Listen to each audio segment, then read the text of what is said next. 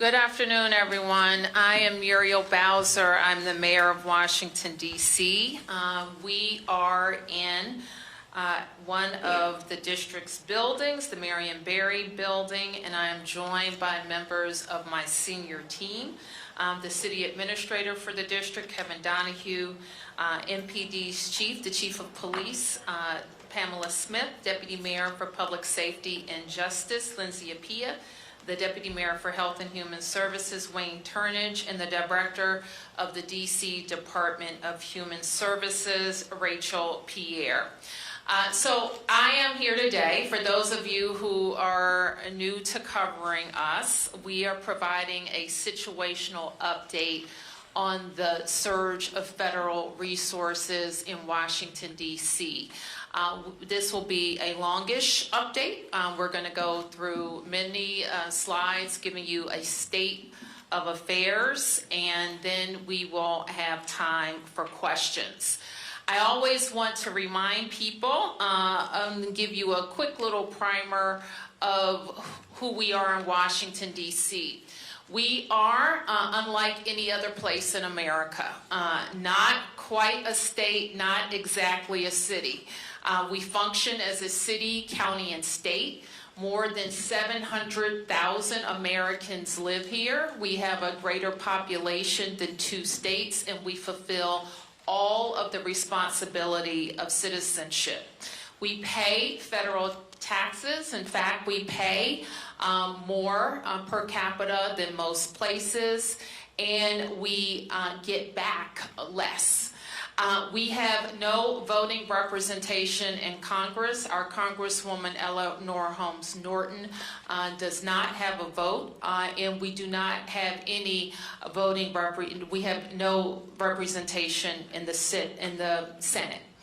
The district was granted home rule by the Congress in 1973, giving us the ability to govern ourselves, but leaving the Congress and the president approval authority in many aspects of our budgets and laws. And as I have discussed over the last couple of weeks, the Home Rule Charter that I just referenced also gives the President of the United States a special provision allowing the President to compel the Mayor of Washington, D.C. to provide MPD services for federal purposes if the President declares an emergency. So the district is coordinating with the federal government, our federal partners, while we are maintaining on all aspects of the presidential emergency, while we are maintaining the provision of excellent government services. Last week, I instituted an emergency operations center. At the time, we called it an incident management team that helps us to organize within the government how we respond to emergent situations. And responding, making sure we are getting back to the federal government and making sure that our lead agencies in DMPSJ and MPD have everything that they need from the Fed. We organize in this manner. This Emergency Operations Center will also allow us to support federal surge or any federal task force activities beyond the emergency. So today we will be mainly focused on 3 of the 4 work streams, and let's start with public safety. And you have heard us talk many times, and many friends don't know how unique our system is in Washington, D.C. So when we talk about the criminal justice system in D.C., it's not a local system. So unlike any state or city, our city ecosystem for public safety combines local responsibility and federal responsibility. As you see, the Metropolitan Police Department, the brave men and women who protect us, of course, our city government. The DC jail is where people who have been arrested are held pre-trial. The federal system includes supervision of people before they go to trial. The federal government and the United States Attorney is responsible for all adult prosecution. Youth prosecution is a local responsibility belonging to the Attorney General for the district. The courts are federally appointed judges. And then when we talk about detention and incarceration, DC jail will hold some people, and other people will go on to serve the remainder of their sentences at federal prisons in the Bureau of Prisons. We detain our youth with the DYRS. All of probation, both for adults and for youth, are a federal responsibility. I'd like now to talk about something you've also heard me talk about, and there's been some debate in our local press about what's happening with policing in DC and the number of police that we have in particular. So we wanted to give you a long view about where we are with the number of police, and we can talk a little bit about where I think we need to go. And Kevin and Lindsay, if you want to jump in to talk about the trajectory of policing, police hiring. Sure. I'll talk about the long view, and Deputy Mayor Peel will sort of talk about the past few years. So this chart shows an arc that dates back about 30 years. The first portion, you see a steady rise to try to drive towards 4,000 officers. That was achieved in 2008. Then you see a period of about 10 or 15 years where it undulates up and down, often for different reasons. There was a recession in 2008 to 2010. Budgets were cut as a result, and you see the numbers slide down. Then it pushed to build it back up to 4,000. Then there was a retirement bubble, largely from folks hired 25 years prior in the late 80s, early 90s. So it slides down to 3,700. Then we put in place very specific hiring and retention strategies, and you see it go back up. It undulates back up towards 4,000. The difference now is that you see a departure from that trend up and down between 4,000 and 3,700 that you saw over the past 10 years. Starting in 2020, that began a steady decline. Part of this was a national trend where it was just more difficult to hire law enforcement.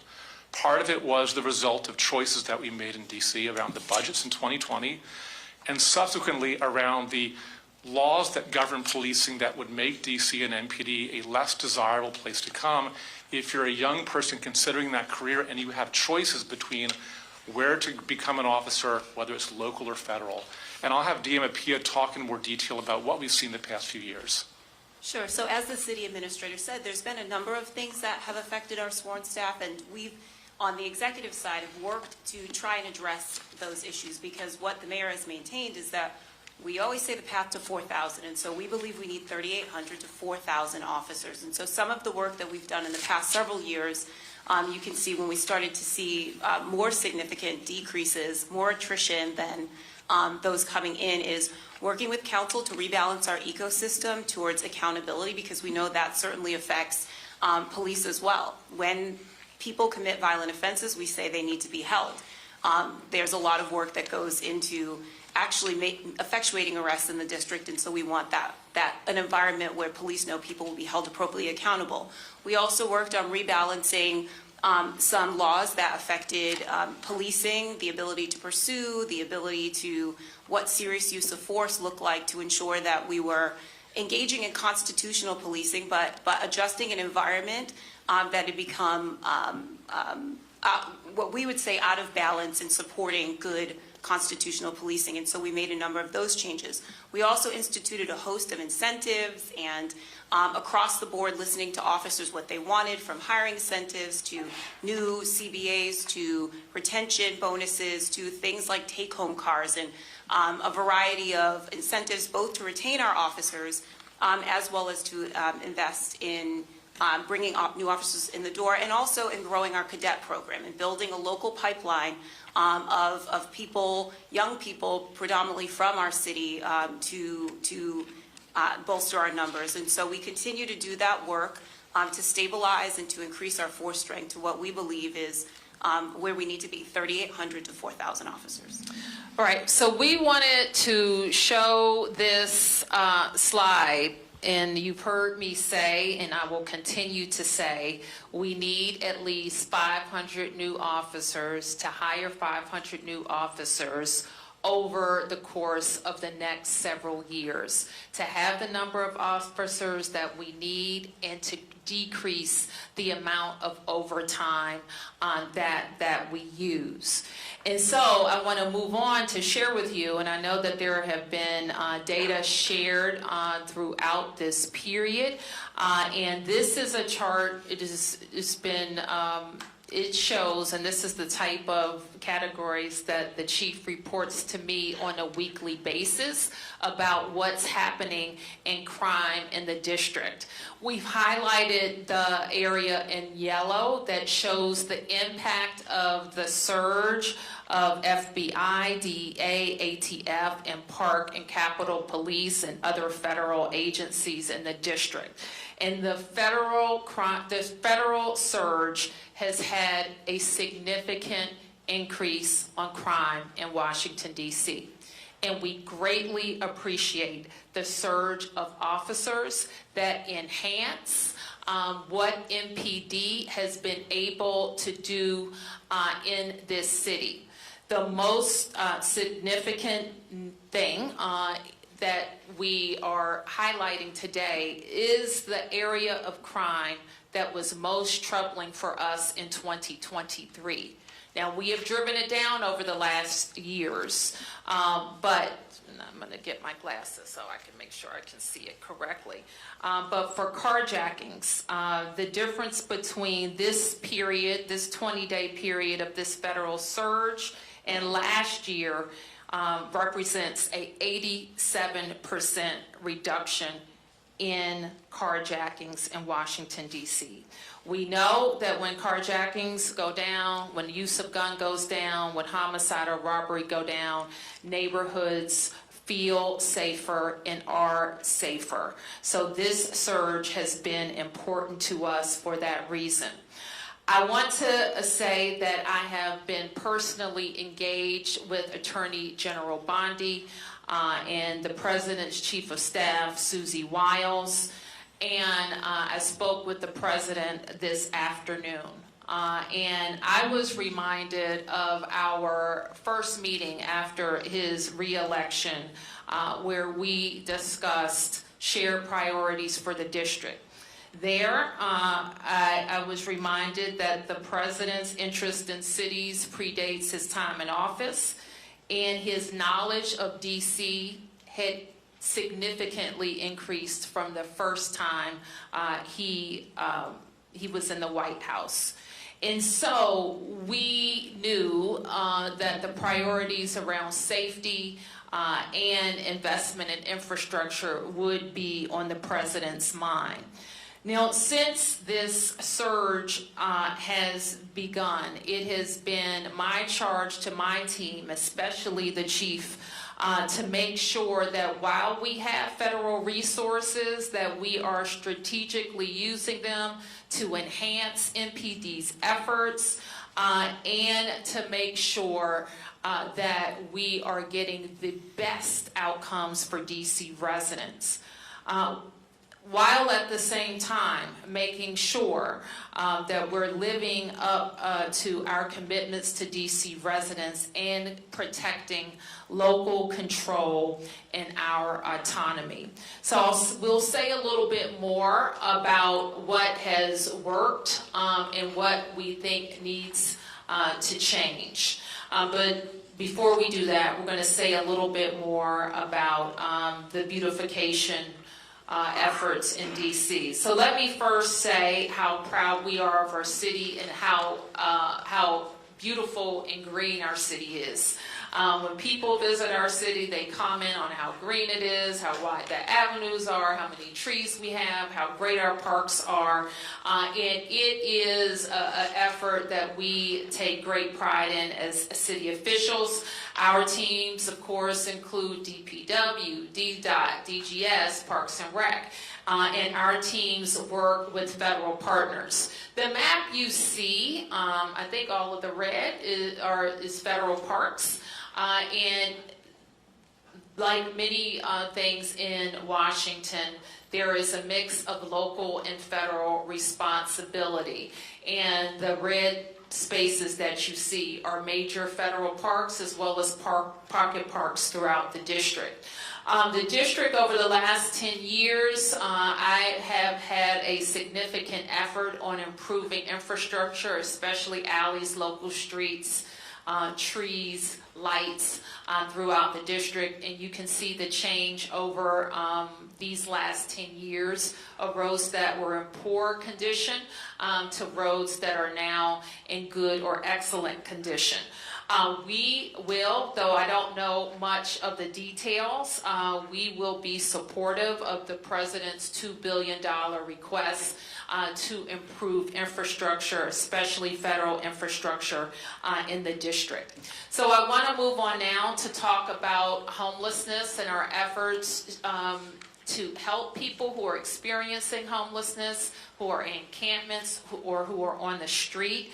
I wanted to share a little data about our experience over the last couple of years. We do a point-in-time count every year. This point-in-time count showed that just over 5,000 people were experiencing homelessness in DC. Most of those people are utilizing shelter. We achieved a decrease from 2024, which was our first major decrease in 3 years since the pandemic.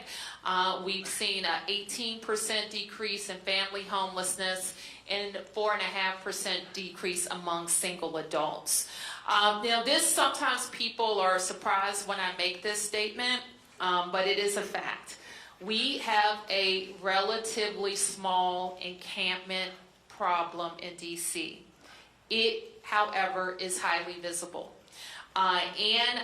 We spent a lot of time with our outreach staff at encampment sites trying to connect residents to services. It is among the most difficult human services issues of our time. Connecting people who are frequently have very significant mental health issues to services and getting them to voluntarily accept services. So you'll note that in January 23, this was the height, we think, of our encampment proliferation with 94 locations. By 2025, that was down to 74 locations. The number of people we believe were in those encampments at the height were 294 people, down to 128 people by July of 2025. So what we're doing now, there has been, and it is also our belief that our system can accommodate everybody inside. So this week, I think Thursday or Friday, we are going to do another census count of unsheltered people in DC. That will give us an accounting of if any tents remain, where those tents are, the number of residents living there, and the number of people who may not be in tents but are still on the street. We want to know where they are so that we can connect them to services and get them to come inside. So I just want to wrap up by talking a little bit about next steps. Firstly, in the next couple of days, I will issue a mayor's order that spells out how our Emergency Operations Center will continue to engage with the federal clean and safe and beautiful task force and ensure that task force resources continue to be strategically deployed in the district. This is what we think in just a couple of weeks of experience has worked. Having more federal law enforcement officers on the street. We think having more stops that got to illegal guns has helped. We think that there's more accountability in the system, or at least perceived accountability in the system, that is driving down illegal behavior. We know that we have had fewer gun crimes, fewer homicides, and we have experienced an extreme reduction in carjackings.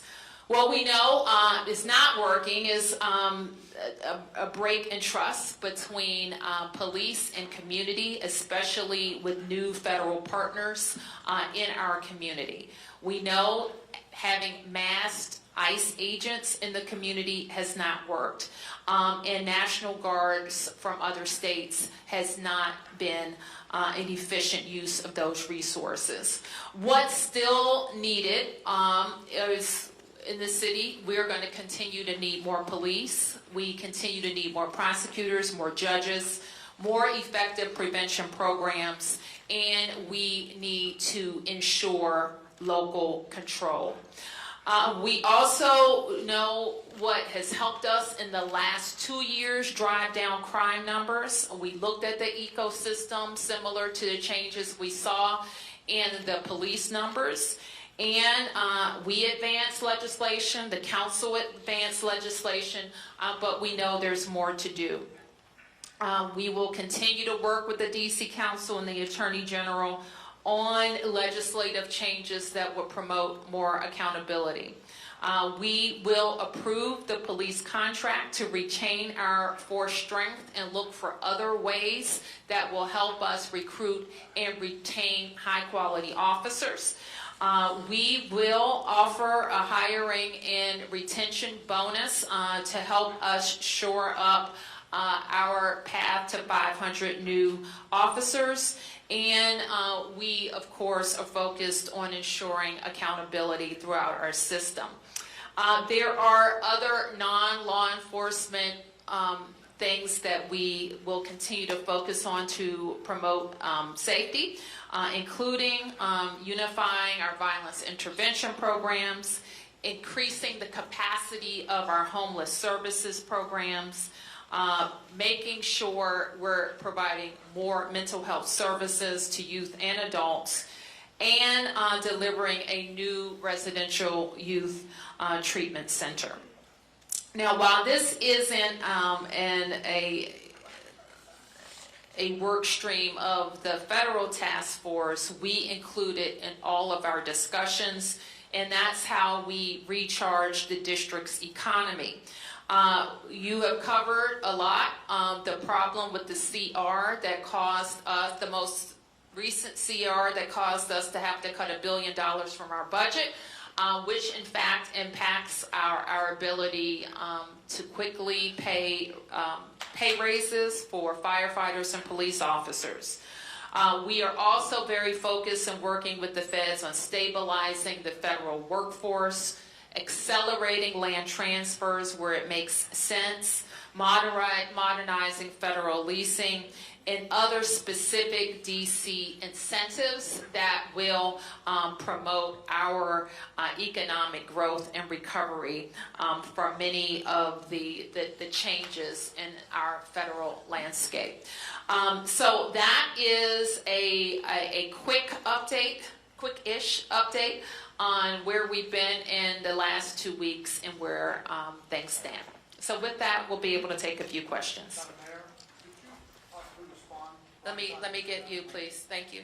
Can it be, Rocco, Channel 9? Yep. Mayor, it says that there have been 2 questions. That there have been more than 1,500 arrests. Can we make the distinction between, or how are we quantifying between a federal arrest or an MPD arrest? And then another question for Chief Smith. Chief Smith, I think we made it clear that there's a trust that's been broken because some of the lines are being blurred when people on the street see MPD and federal agents responding maybe to the same scene. Perhaps to you it's clear who's doing what, but to the community it's not. How do you build that trust after the surge?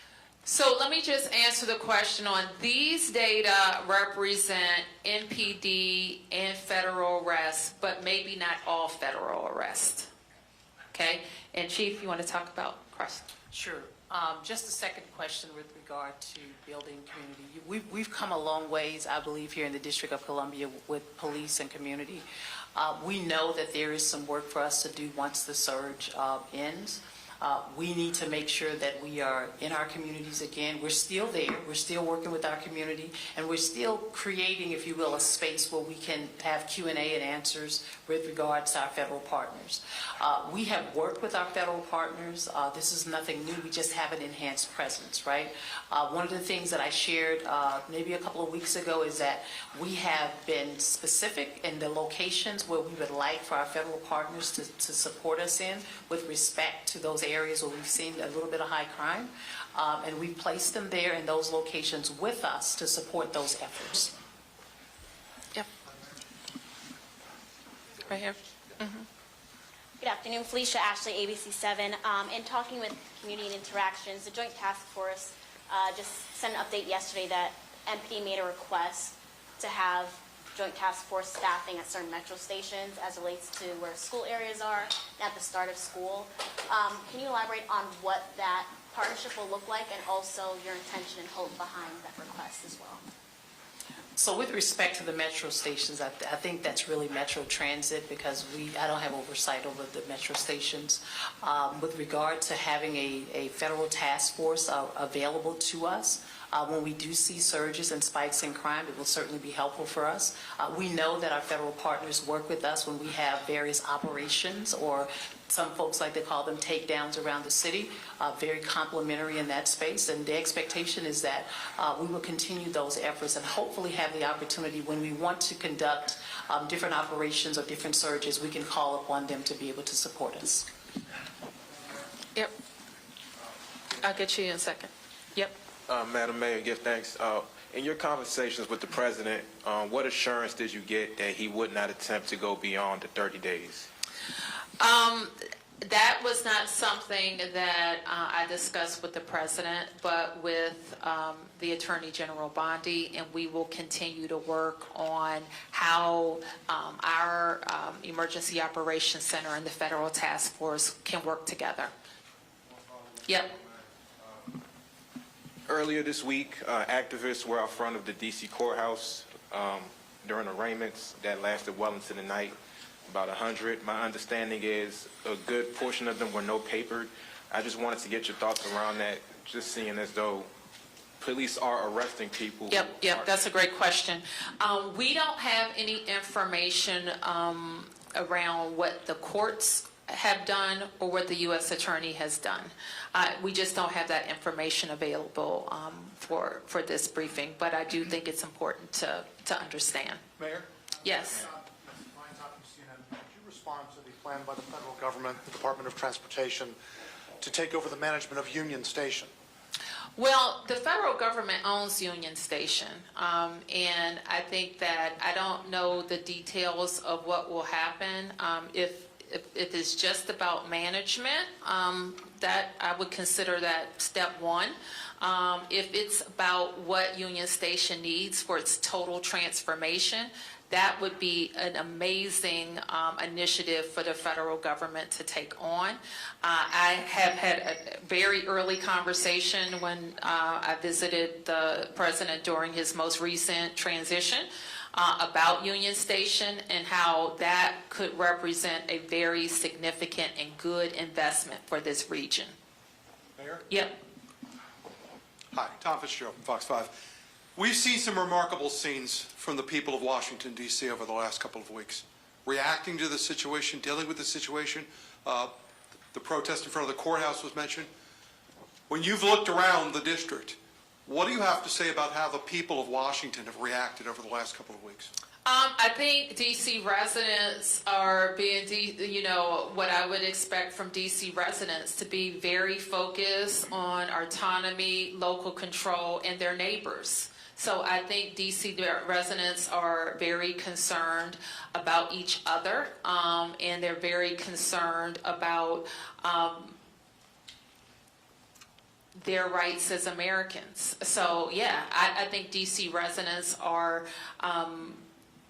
defending their city, they're promoting their city, and they are giving me ideas, talking to me, and trusting my judgment. Yep. Yes, Chief Smith, Randy Bass with DC News Now. Can you speak to any kind of hesitation that we might be seeing in the community when it comes to working with not only MPD, but working with federal law enforcement, creating that community connection, and any kind of hesitation when it comes to seeking out emergency services right now? Well, what I can say, with our communities, our team is still working. We're still doing community outreach. We're still having the programs and initiatives that we typically had prior to the surge.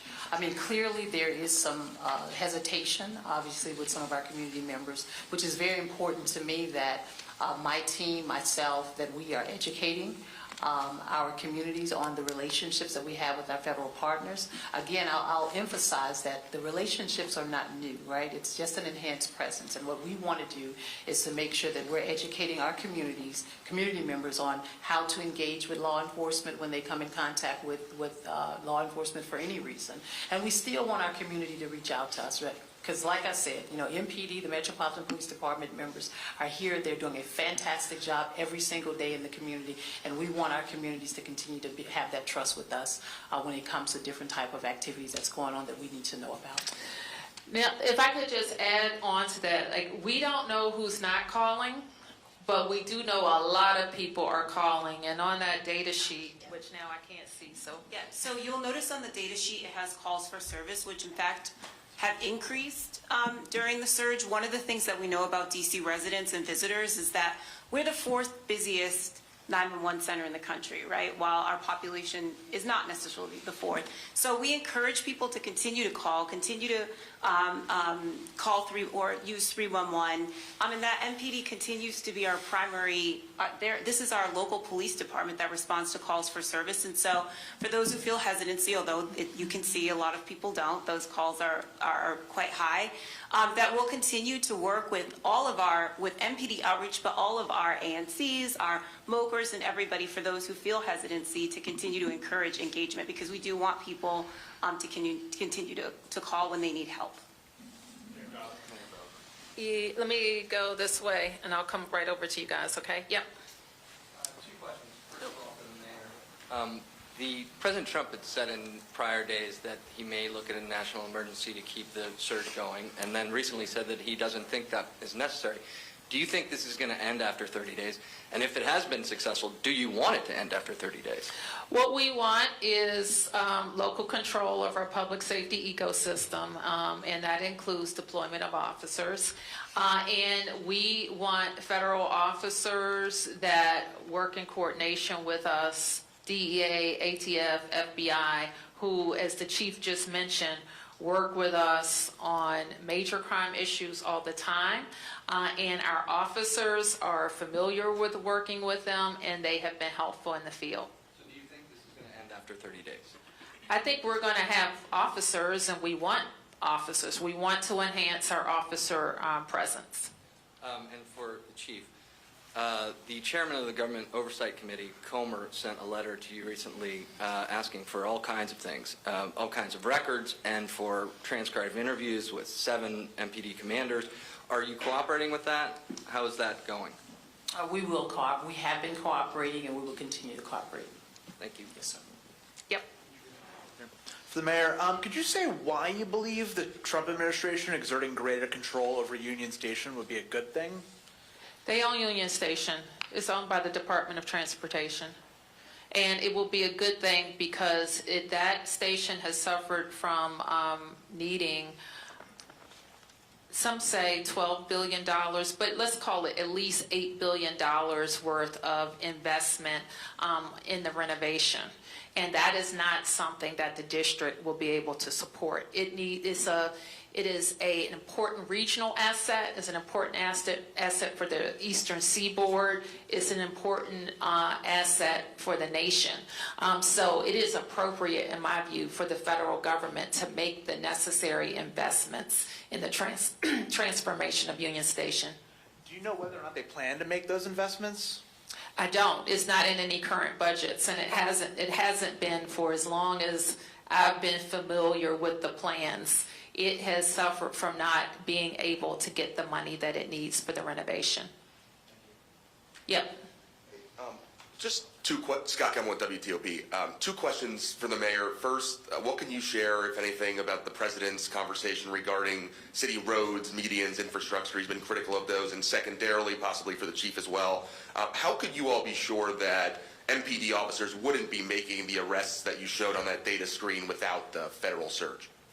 Say that. Can you give me that last question again? Sure. Just how could you be sure that MPD officers wouldn't have made all of the arrests that were illustrated on those charts without the federal law enforcement surge? Well, we know, and I'll turn to let me just turn to the chief about some additional deployments that could have been made. Let me put it this way. If there were 500 additional MPD officers, that same activity, arrests, and gun recovery would have likely been made. That's it? That's it. The infrastructure, roadway Oh, criticism. the infrastructure and roads. I think that it was a very high-level conversation, and I wouldn't say it's any different than what he's already said about roads, medians, and grass. Yes. Thank you, Mayor Bowser. Joe Khalil with News Nation.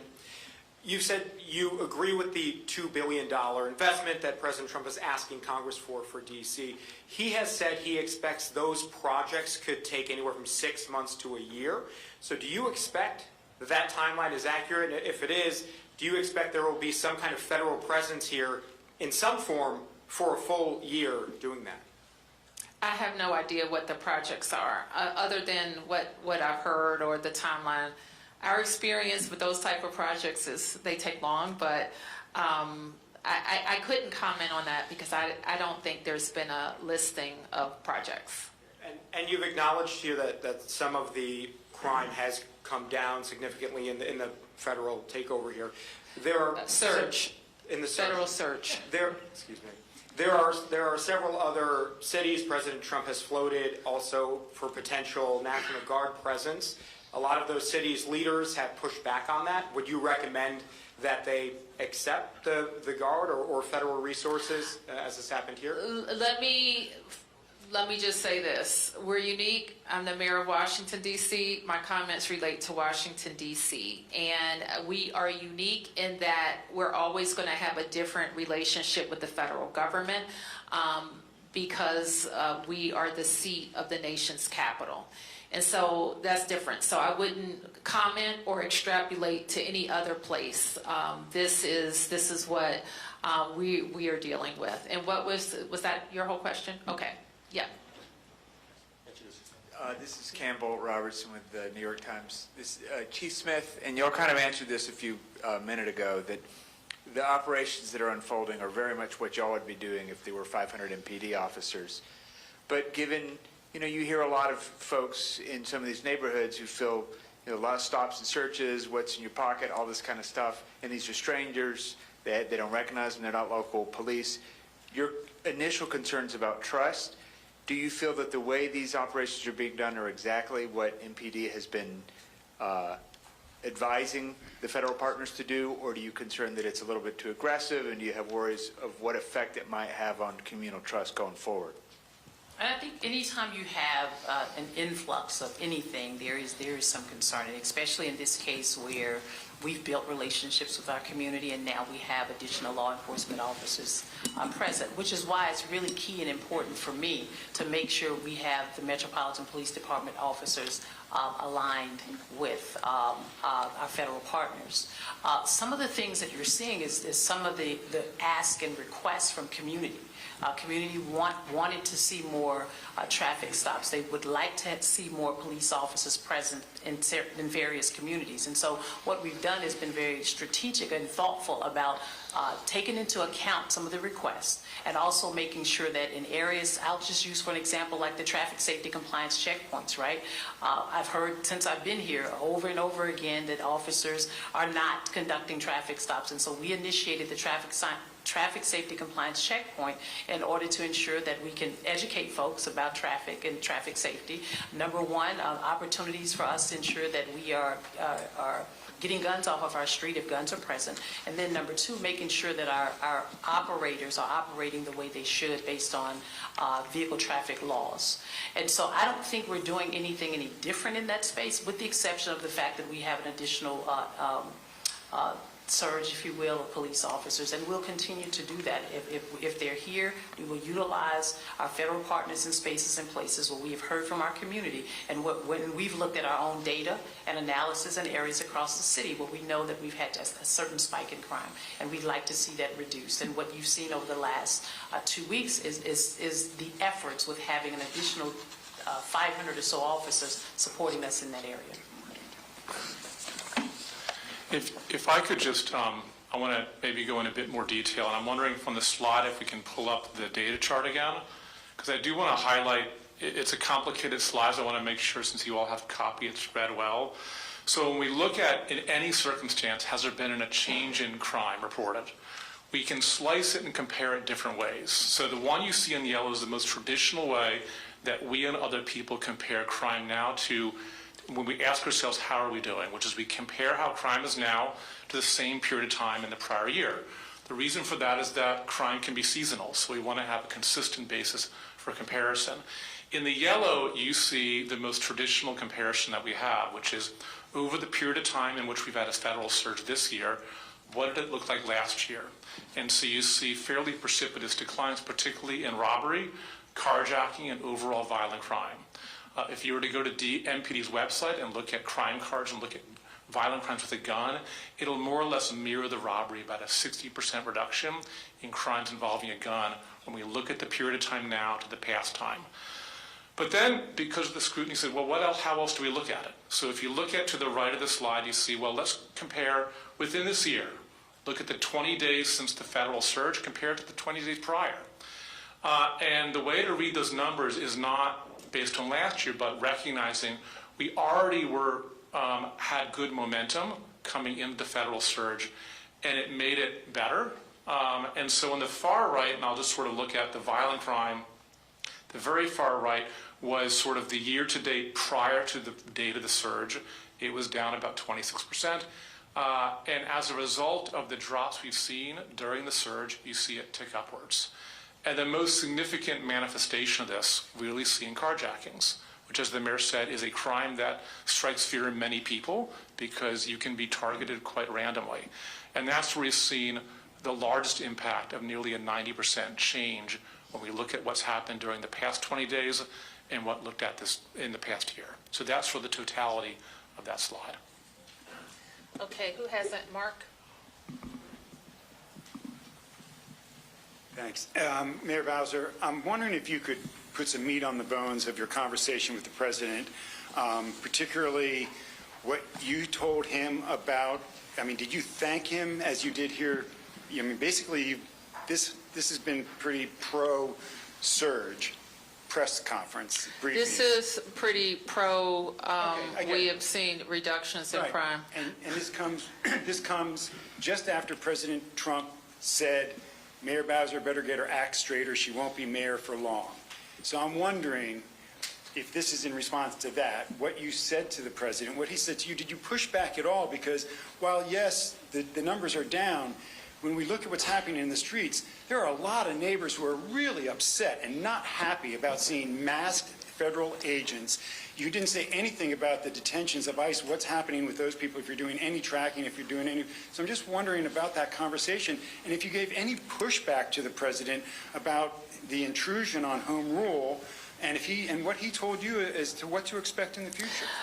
Mark, let me say, we had a what I would call a courtesy meeting with the president. I had following a substantive meeting with the Attorney General, who is his designee on this issue, along with the Chief of Staff. And I'm not going to talk about the details of that conversation. You have seen what I have laid out in terms of our concerns, and you have seen what I have laid out in terms of the benefits, and that is the huge number of federal law enforcement, not National Guard, federal law enforcement, that have enhanced NPD's deployment capacity.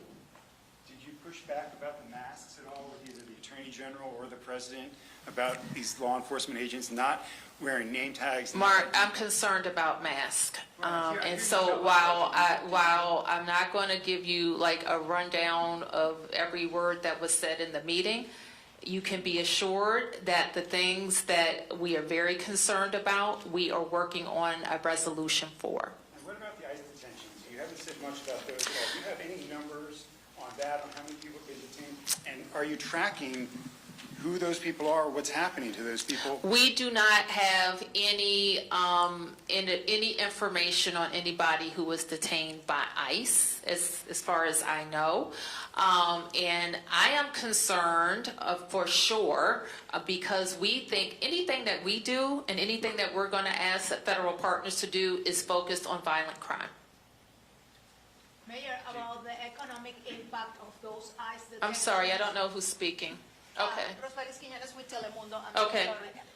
About the economic impact of those ICE detentions within covering families who are losing their homes, they are losing their jobs due to the fear, due to the immigration enforcement. What can you tell us? And what can you tell the Hispanic community and the immigrant community? Well, I'm devastated by people living in fear. I think you know very clearly how I feel about our nation needing comprehensive immigration reform, about the Congress establishing a pathway to citizenship for hardworking people who came to this country for a better life and who are not criminals, who are law-abiding. And I think when that question is finally answered, that's the only way to deal with this fear, or to deal with these agencies going after law-abiding people. Yeah. Yeah. Thank you. Olivia George with the Washington Post. Two questions. First, for the mayor. Under the Home Rule Act, what specific requests have been made for MPD services by the federal government, and how have those requests been communicated? Oh, we wouldn't be able to enumerate them here, but we do have a way of kind of centralizing requests. And one for Chief Smith, related to what was just asked. In what capacity is MPD assisting ICE with immigration enforcement? Based on the President's executive order, we are supporting the ask of the Metropolitan Police Department to support our federal partners in this effort. Yep. Mayor, thank you. Josh Chapin at Channel 7. Unfortunately, we saw a murder this week. I know there were some people in the federal government that were counting days without homicide. It doesn't matter. Unfortunately, someone was taken. I'm just wondering, and maybe this is a better question for Chief Smith, but more officers going in, whether it's MPD officers or federal troops going into a place like Southeast or places where we've seen violence in recent weeks. Is that on the docket? Is that on the agenda to put more officers there? Well, talk about deployment, Chief. Yes, we do have officers deployed in all of our areas and within all 7 districts. The plan initially was to ensure that we looked at various locations around our city where we were seeing a spike in crime. And so you mentioned Southeast, we have officers assigned in Southeast within all of our districts as well. Is the National Guard, is it worth the National Guard going in there or directing them there? I don't know how that's even communicated. I don't know anything about how the National Guard is being deployed with respect to that. Okay, we'll be able to take it. Did you get one? Oh, okay, Martin. Hey, Mayor, how are you? Chief, I just wanted to go back to something you said about things that residents were asking for that their MPD is now doing, like traffic stops. But what we're hearing is that no resident said we want a traffic stop followed by a guy asking you for your papers. So how do you balance what you say is a proper use of a strategic use of MPD resources and what people are perceiving as things that are infringing upon their rights in a pretty dramatic way, specifically targeting a community that is now telling us that they don't want to call MPD because they're afraid that if they call MPD, ICE is coming with them? And I do understand the concerns. I've had many conversations with many residents here in the city and community members. However, I also have heard from members who want us to enhance our presence in communities. And clearly, what I will say about the members of the Metropolitan Police Department, it is a responsibility of every member to ensure that we're showing up in our communities as we have been prior to our federal partners of the surge. And the expectation is that they will continue to do that. My oversight is over the members of the Metropolitan Police Department, and we do have great relationships with our federal partners, and it is my hope that if there are any concerns that members in community have with respect to, I won't say over-aggressive or any violations, that there's a space and a place for them to report that.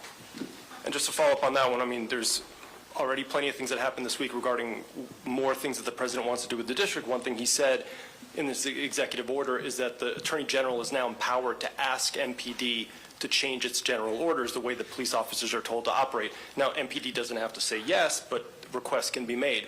When would you push back, Mayor Bowser, when would you push back, and what type of request would you push back on? Would you, what if the Attorney General said, listen, I want you to loosen standards on uses of force. I want you to allow more pursuits using vehicles. I want to get rid of body cameras. Like, how far is too far? I think all of those things you mentioned seem kind of too far, but that hasn't happened. Nothing has happened in that regard. The requests have to be made to me, and I would work with MPD on like reviewing of requests. Yes.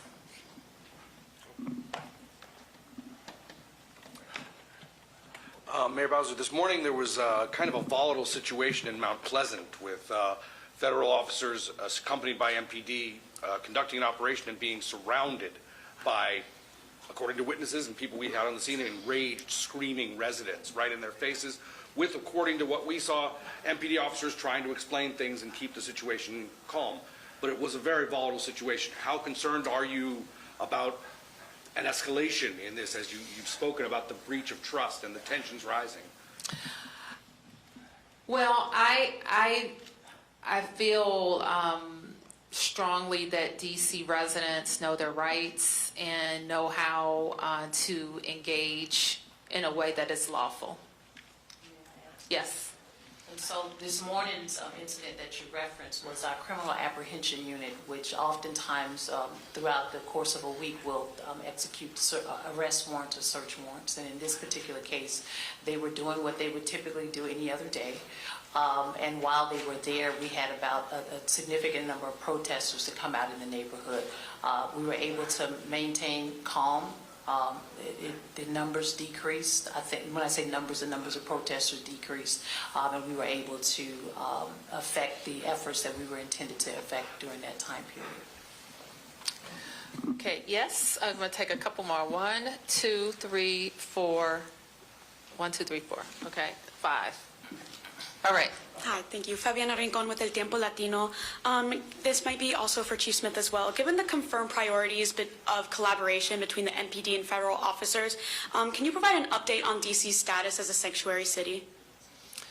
The council, the law is in place. There's been no change to the law.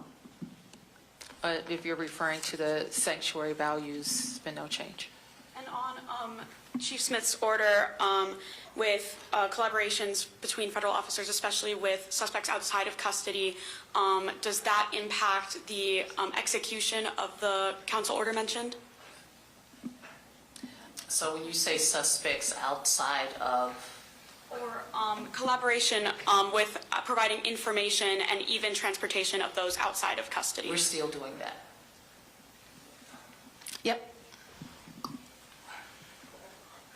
Mayor, the DC Police Union supports this federal surge.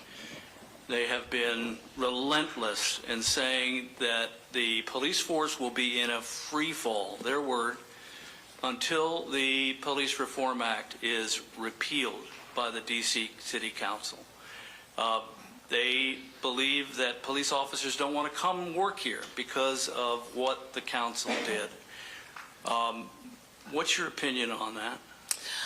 We're looking at a number of pieces of legislation to see what should be tweaked or replaced. And I am committed to working with the council if they are interested to make any changes. Yep. Madam Mayor and Chief Smith, if you could possibly both answer this. What is your response to the House Oversight Committee now investigating the alleged manipulation of DC crime statistics? Do you have an opinion on them doing that and why they're doing it? And can you tell us the status of your own investigation into that?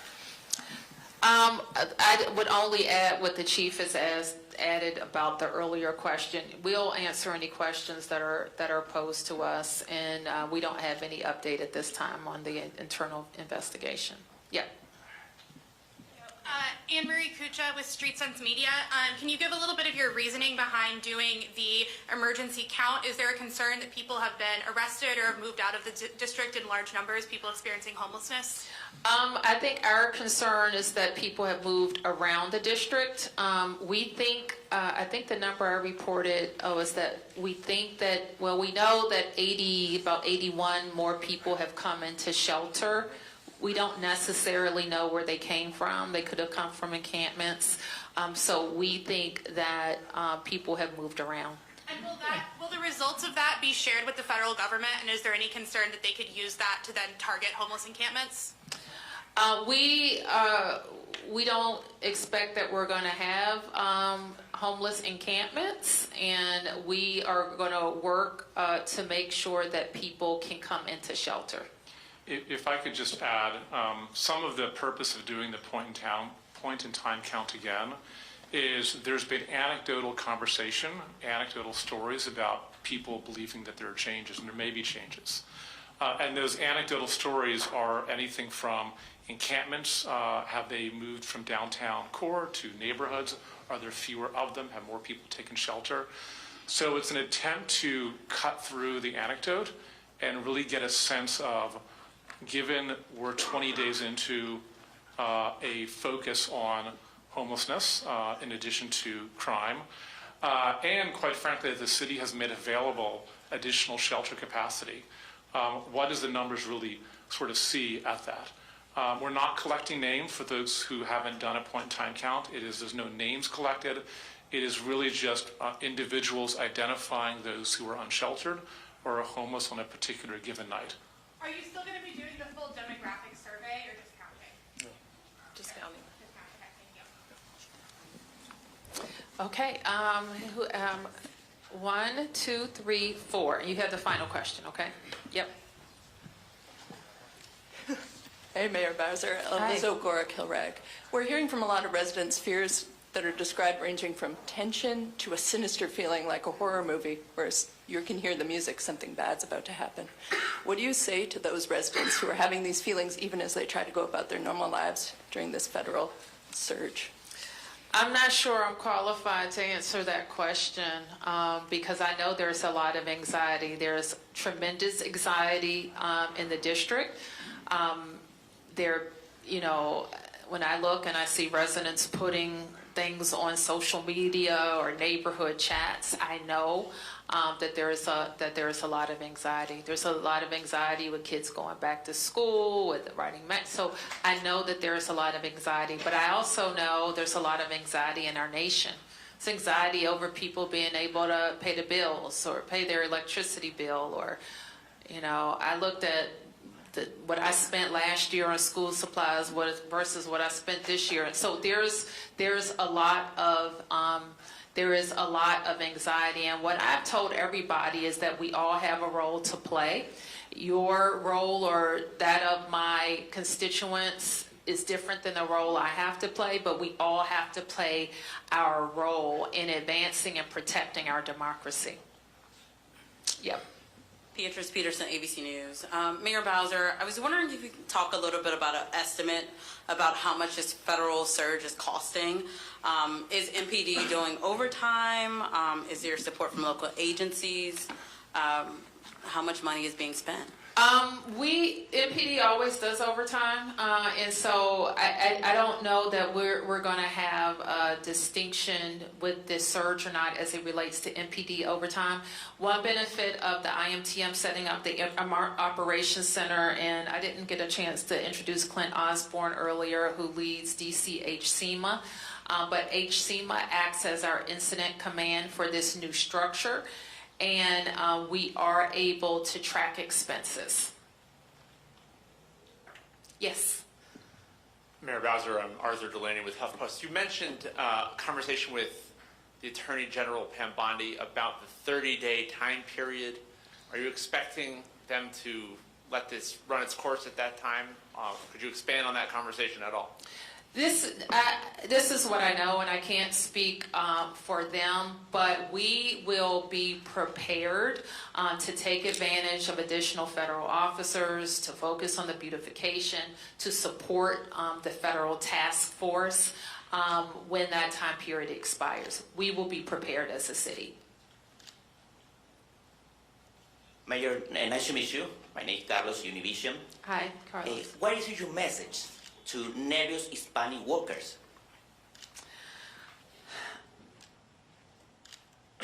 Earlier, I said, Carlos, that the answer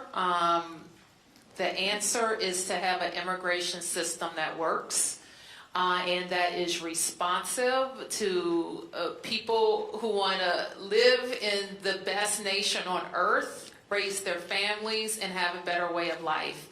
And we know in Washington, D.C., so many people have immigrated here and legally immigrated here who have TPS protection. And whether you have documents or you're undocumented, you are like almost, you feel like you're being caught up in a dragnet. And that is horrible. And to the extent that there is enforcement in this town that does not have, let me just say, we should be focused, all these additional federal resources, on violence. And that is what my hope will continue to be. And I would just express to them as a neighbor how very sorry I am that they're living in this terror. Okay, thank you, everybody. Thank you.